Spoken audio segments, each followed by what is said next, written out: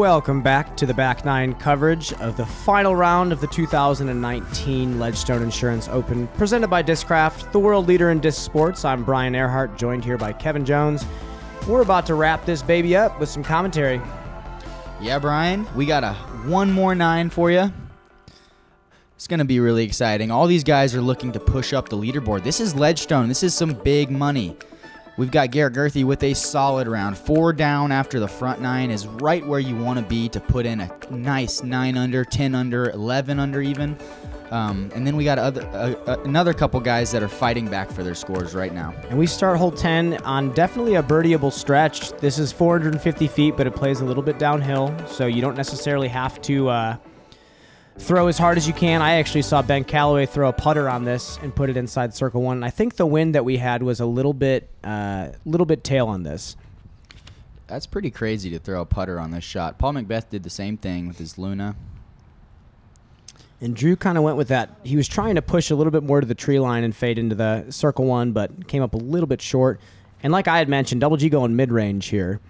Just needs some height. That's it.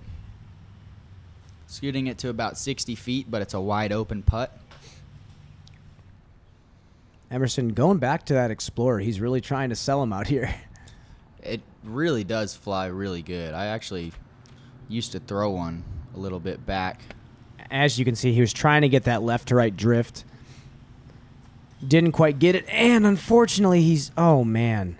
That is the danger of this hole. The second you don't commit to that straight shot, you can get out of control and just hyzer out, and the OB's in the perfect spot. Germ with a giant forehand, and the giant forehand is going to give him a 50-footer. Emerson hopefully cashing in his par here. Yeah, this is just the worst spot to be, you know, just outside of circle 2, out of bounds. Such a long putt. He'll be taking a bogey on this hole. That's going to put him back at even par, I believe, also.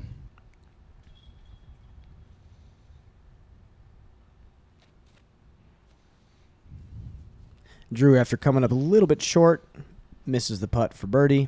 Double G, after going mid-range. This is a Sonic. And that's the thing I think is so interesting about Double G. Longest thrower in our game, but also throws one of the glidiest, flippiest discs out there. Yeah, he's a straight-up Frisbee thrower. Done it his whole life, and it's extremely natural for him. And no one on the card is capitalizing on the birdie with the tailwind. Germ cashes in his par. We should see the same from the other players.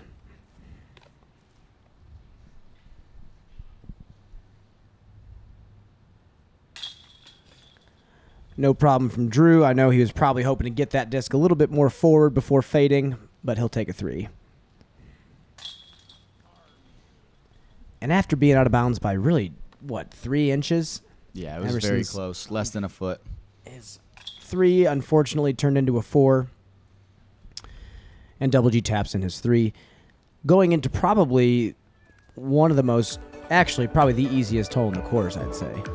Yeah, it is. It does play as the easiest hole in the course, likely because there's a wall completely surrounding the green, so it protects skips, it protects rollaways. They've also got really thick grass up there because of the rain that just swallows discs, so you're not going to see too much action.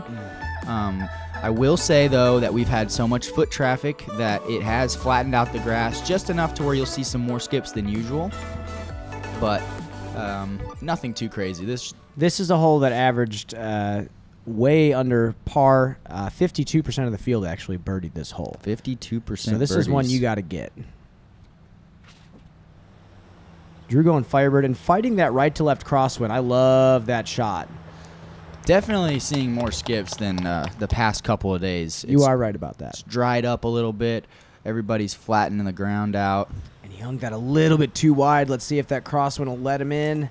Oh, you're kidding me. And he hits the back of the wall and unfortunately is going to be out of bounds there. Germ hoping to make an adjustment.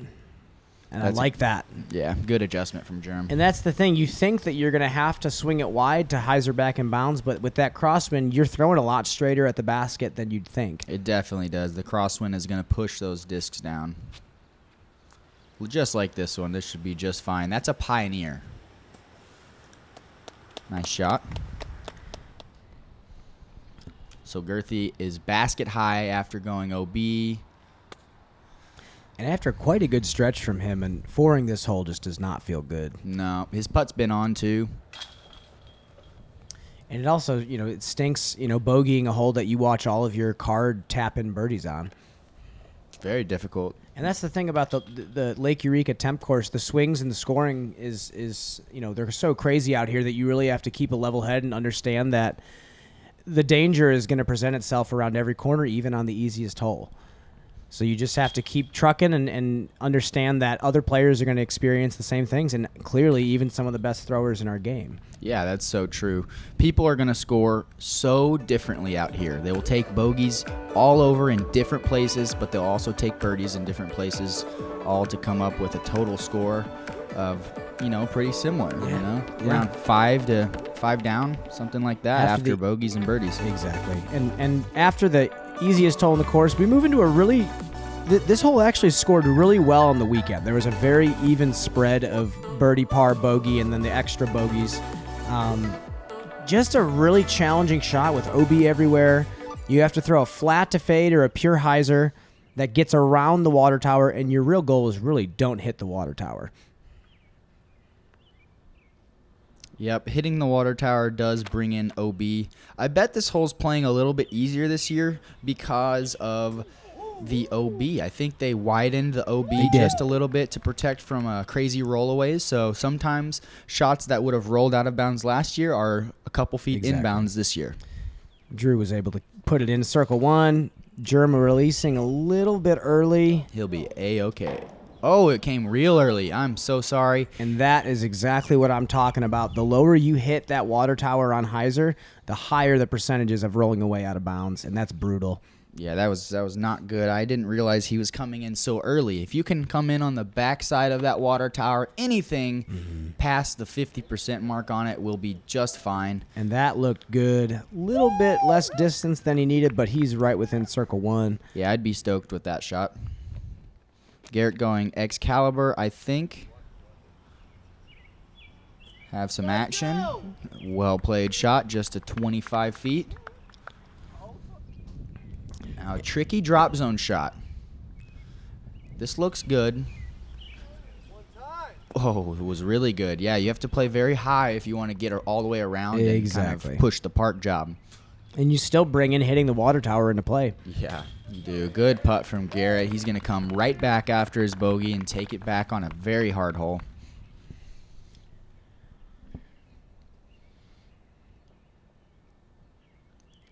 Emerson Keith with his keystone. Kind of yanked that one a little bit, but you know what? There was kind of a weird wind pocket with his basket being behind such a big water tower. The wind was doing some weird stuff to these putts. Yeah, I always walk up to the basket on this one to throw some grass up and make sure it's consistent around there. Exactly. Drew cashing a great birdie putt. Yeah, it was a super committed line. You don't see many people go long left here. And he went pure hyzer as well. Pure hyzer, long left. He's either throwing a Max or a Firebird. I can't tell. I haven't seen many Maxes that look like that, but it could be. He throws it so hard. Good putt from Germ. Getting up and down from the drop zone is execution. This can easily turn into much worse from the drop zone. 2 birdies, a par, and a bogey kind of show the scoring spread that this hole has presented this weekend. And we're going to move into one of the tougher holes in the course. Hole number 13 averaged 5.57 on the day. Par 5, you really want to throw every single shot on this hole as close to the shoreline as possible. And if you can go hyzer, shoreline, hyzer, shoreline, hyzer, shoreline, you should have an opportunity for an easy birdie. Yep, that's the goal here. It's very much so landing zone golf. You got to throw to your landing zones. And if you go a little deep, you have a backside fairway to go through, but it's a lot tougher to get to the basket. That's right. I also will say that these guys are facing about a 25, even 30-minute backup every time they play this hole because you have to walk all the way around the lake to get to your tee shots. So they're going to be a little cool right now. And after Drew pinpoints it pretty much to the perfect spot in the fairway, Double G Money. pretty much follows suit. I mean, the only thing they could do more is put it about 30 feet to the right. Yeah, and don't mess with that. Those are awesome Exactly. tee shots. They're going to be in perfect position. Emerson going a little flatter, so that's going to fade a little bit left, but I don't think... That's money. Exactly. As long as they have an opening to go over the water again, that's all you could look for. That's right. And Germ, it looks like potentially a Thunderbird. I'm not sure. I'd be surprised if he threw Thunderbird over that water, but he does throw it a lot. Landed super soft, and all four of them have put themselves in a perfect position. Yeah, it's so perfect. The mistake that you can do is throw it more left of where they are or deeper. Got to make it around that bush. It's like you have to do it. If you don't do it, you're turning what should have been an easy par at least into a possible bogey or double bogey. Exactly. Garrett putting it high and giving it no chance to mess with the bush. That's in scoring position. Garrett can do the same exact shot and put it on the island for a putt. Exactly. Germ throwing what looks to be a similar disc as the tee shot. Did he saw it off? I doubt it by his reaction, but we'll see. Drew going fast driver. He's going here. huge. Drew's going for it. Oh, I've my never seen this gosh. before. I love you, Drew. Get left. Man. It's the final round, everybody. Drew's making a push, and you're crazy if you don't think that wasn't basket high. That was basket high. That could have And done he's still it. going for He it. still doesn't care. That's going to be up there If putting. anybody's going to throw a shot like that, it's going to be Drew. The kid's throwing farther, head and shoulders above almost the entire field this year. That was so exciting to see. We hardly ever see that. I mean, we never see that. On a course with so much treachery, seeing an aggressive line like that is pretty rare. And you see Germ even trying to go safe shot and almost rolls out of bounds in the back. So Safe shot almost went in. yeah, Emerson going clean hyzer. Looks good. That looks like a Pioneer. And he got a perfect little roll back to the basket. Yeah, nice little spike angle. Is going to anti-skip right to the pin. That's an easy birdie for him. And maybe a rock. If so, that's more of my style play. I like to keep the disc flatter on this shot. Exactly. Prevent any sort of ground play, any sort of rollaways. Perfect shot from Double G. Drew with a tester putt. Didn't quite commit to the shot fully. Frustrating, but huge props to Drew for going for that awesome shot. Okay. There we go, Germ. And that uphill putt with the water right behind the basket, he had to draw metal on that or he would have been OB for sure. Yeah, likely. Emerson with a much less stressful birdie. We have kind of stopped talking about the wind a little bit recently, but that's because the wind has definitely calmed down. They're not facing near as much. What was that? I don't know. That was what I was looking at. Not quite sure. I wish I could. I'll rewind that later, but I don't know what he threw. Maybe. Double G with another very stress-free birdie, and that's a fantastic spread in the hole minus Drew's unfortunate double bogey, but he was going for the 3. Definitely was, and to take a 6 after such an awesome attempt at 3, I'd be okay with it probably. That is the name of the game with the Lake Eureka Temp course. It is punishing, and another punishing hole here, number 14. All right, here we go with a butter fairway driver. This is one of the probably the only hole of maybe 2 out here that requires a dead straight fairway driver through a gap. So it's exciting to see. Now, of course, everybody's throwing fairway driver, so Garrett's going to go with the rock, which is a mid-range. And put himself a little bit farther back than he probably would have liked, and now he has a downhill run-up. Yeah, downhill run-up, extremely long hyzer, probably like 500 feet, but nothing that he can't do.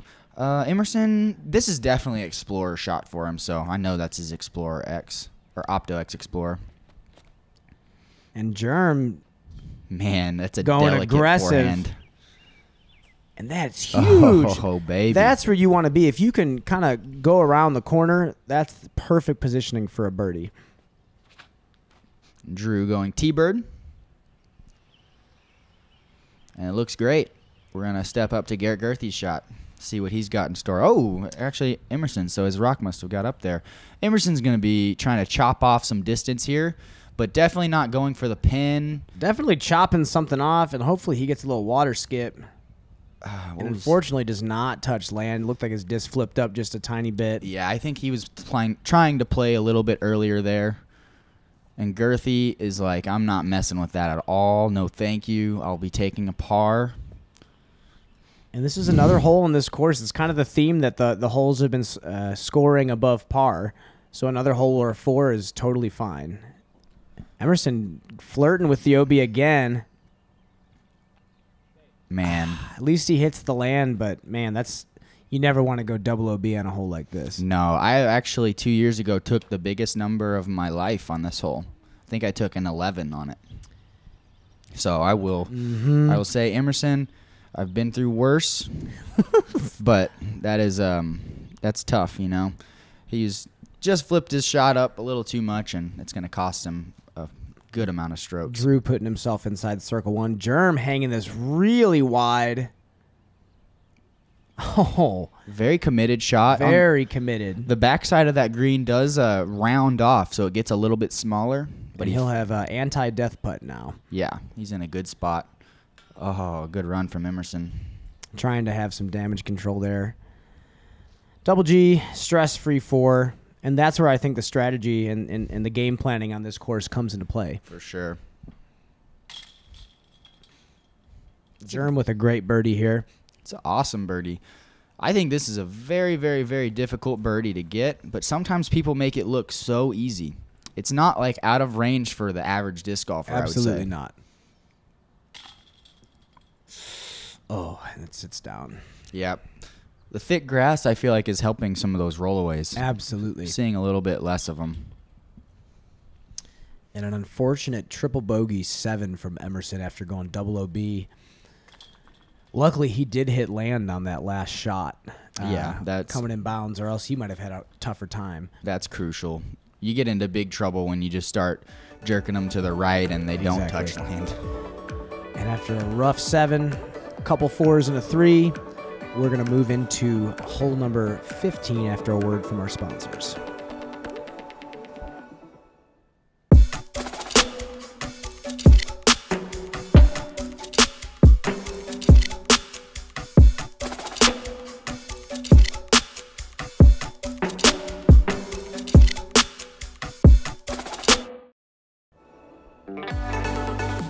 Hole number 15 is a 315-foot par 3. It plays a lot longer than 315 feet with the uphill elevation. We're also playing to an elevated pin, so the green is being shrunk in that regard as well. I believe we had a headwind on this hole.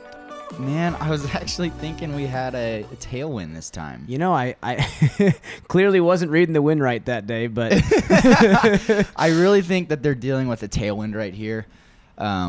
Just makes it a little bit easier to get up the hill. This, like you just said, Brian, this hole plays much longer than the sign says because of how uphill it is. But yeah, it looks like they've got a little bit of tail, so Garrett needs to put this up high so that it fights the wind. Yeah, definitely. And that's what you want to see. Nice shot. The wind's kind of pushed it down a little bit. On another day, it might have kept gliding out and been parked, but he'll be at 30 feet. And it looks like Drew did get that rock backer. It might have been a different rock in his bag, but that is definitely understable. Yeah. Yeah. And he put that within circle 1. And this is another hole where a lot of different types of shots are being thrown here. Here's another power sidearm from Emerson, and he crunches this one. Yeah, he kind of does what you have to do if you're going to throw a sidearm. Some people make this look easy, but that's more like what I feel like it looks like. It's I definitely have to flex it if I want to get it there. It's an awesome shot from Emerson, though. Germ just high on his birdie putt. And he's going to want to get this. His sidearm is all day for this, like a hyzer flip destroyer sidearm. Yeah, him missing this one is just like a lefty missing this one. Yeah. And I feel your pain there, Germ.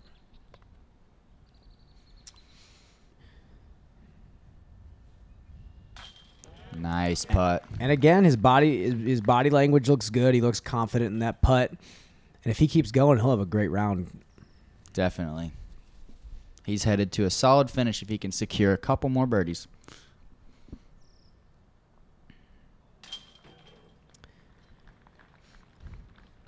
Germ tapping out the par. Drew about to follow suit. And as much as this looks like, one of the easier holes in the course, it's definitely not easy. It's still another birdie where you have to execute a very high-level tee shot. And, we only saw 2 birdies and 2 pars in the hole. And now we move into kind of the home stretch. That's right. We're up on a par 4 that I will say is reachable for a couple of these guys right here. They're going to be probably throwing some bomb rollers if they want to get way up the fairway. Otherwise, they'll throw an air shot to this tree that we just passed and then have a nice sidearm or maybe turnover down the hill to the, like it's a sloping green, so it takes a delicate upshot to get down there close. Absolutely. It's really placing it in the part of the fairway where you feel like you can use your strongest type of approach shot. And Double G's strongest type of approach shot must be a circle 1 putt that he's going for. Yeah, he's definitely massive huge roller. And that should... Wow. He just put himself to about 100 feet. Yeah, nice birdie, Garrett. I'll see you on hole 17. Emerson, as you could see, he was trying to yank a flex over. Just did not get it over far enough, but still a position in the fairway he can try to birdie from. Germ going sidearm, as I expected. And that release is just so clean, committing to the hyzer angle. That is not an overstable disc, folks, and even with that tree kick, he's still in a good position.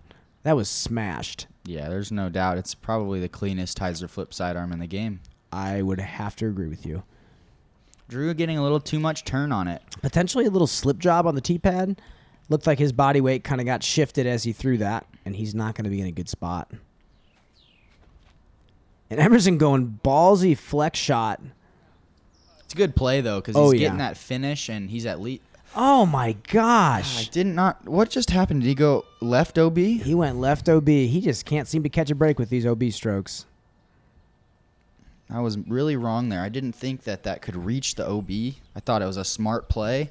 I'm sure he still thinks it was a smart play. It just held the flex for a little bit too long. And I do believe we actually had a headwind playing on this. At least my card did yesterday. Germ with another gorgeous sidearm. That's no problem. Even after hitting that middle tree, that just shows you how far that flick was. And Double G has a no problem approach and actually leaves himself with a bit of a tester after that shot he just threw. I'm hoping I didn't jinx him, but I still think he's got that putt. He knows it's a pretty easy birdie for him. He might have been trying to run it for that 2. I would not doubt that for a second. Just trying to make a push to try to take that top 5 spot.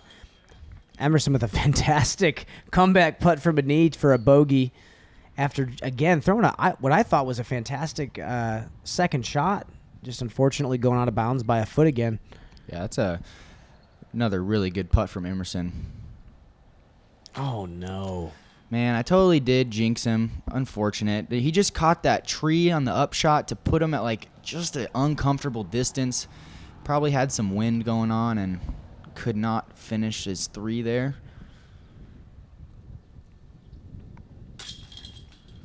Good putt from Drew. Nice and solid into the chains. These baskets are really nice too, Brian. Like they catch on the pole almost every time. Oh yeah, I think Discraft has come out with a fantastic product that matches the modern putting style of these players, and I think it's up there with all the new modern baskets. And for me, it's actually my favorite, completely unbiased. I have not seen that many spit outs on them. Nice. Moving into hole number 17, we see another good spread of scores coming from this course. We have a birdie, 2 pars, and a bogey. And we move into hole number 17, the island hole. Another hole where players play this a lot of different ways. Yeah, they do. They're trying to use their distance control here. Whatever's going to get it safe inbounds, giving them a putt. This is a crucial tee shot for everybody. No matter your score, you're facing this shot and you're knowing, am I going to go deeper under par or am I going to lose strokes here? Germ going with a nice shot. There is a crosswind. It's blocking it, and there it comes. Good shot from Germ. Just enough. Double G throwing that mid again. He looked like he barely threw that. Well, he likely did. Oh, no. I'm not sure what happened there. Maybe a little bit little bit. Looked like he was trying to stall it out and let the crosswind help it. It might have died. Yeah, that's kind of what I think happened too. Didn't get as much wind help as he thought. Drew looks like he's correcting off of Garrett's shot. Man. And he did correct just a little bit too much. And the tough part about this hole is that even if you go OB by a foot, you still have to take it at that drop zone.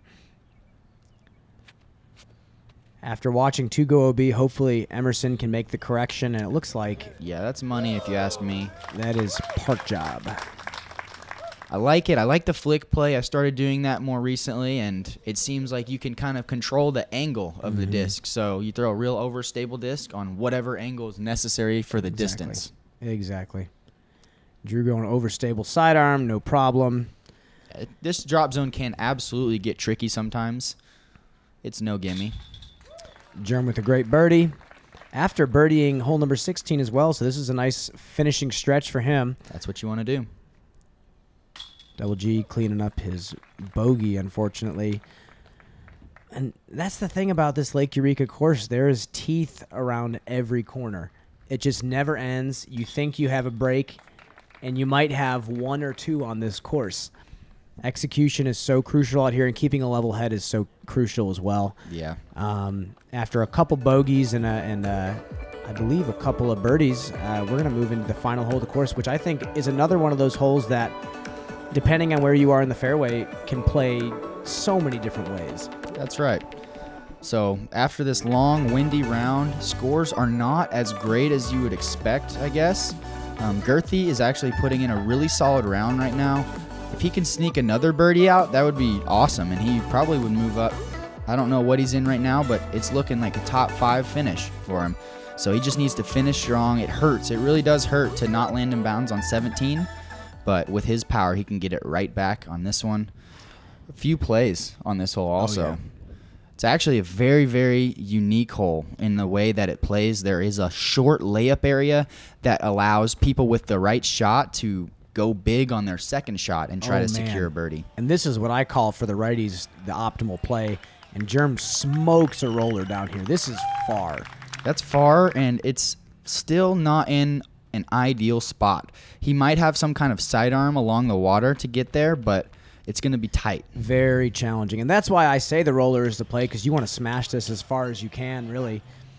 Man, that was so good. With how tough the fairway is, on this hole, you really want to push that as far as possible, unless you are trying to go over the water.